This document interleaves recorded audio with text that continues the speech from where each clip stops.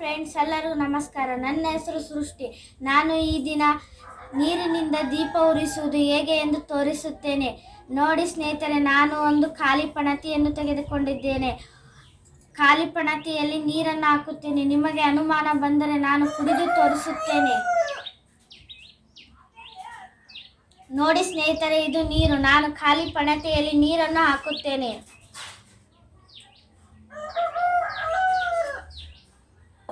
ಹಾಕಿದ ನಂತರ ನಾನು ಬತ್ತಿಯನ್ನು ಇಡುತ್ತೇನೆ.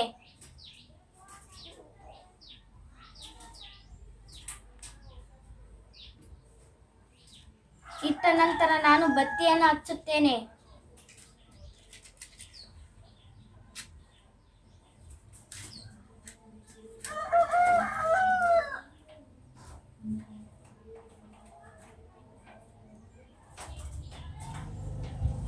ನೋಡಿ ಸ್ನೇಹಿತರೆ, ಎಷ್ಟು ಪ್ರಕಾಶಮಾನವಾಗಿ ಉರಿಯುತ್ತಿದೆ.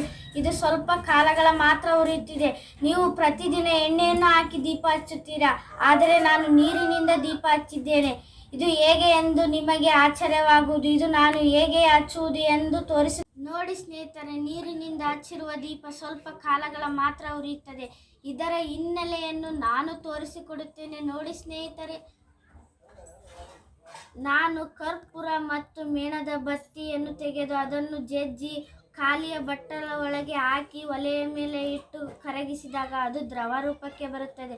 ಅದರಲ್ಲಿ ಬತ್ತಿಯನ್ನು ಎದ್ದಿ ಅದನ್ನು ಪಣತಿಗೆ ಇಟ್ಟು ನೀರನ್ನು ಹಾಕಿ ಹಚ್ಚಿದಾಗ ಅದು ಸ್ವಲ್ಪ ಕಾಲಗಳ ಮಾತ್ರ ಉರಿಯುತ್ತದೆ.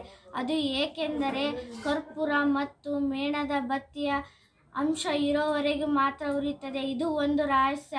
ಇದು ಒಂದು ಪವಾಡವಲ್ಲ, ಇದು ಒಂದು ಸಾಮಾನ್ಯವಾದ ಕ್ರಿಯೆ.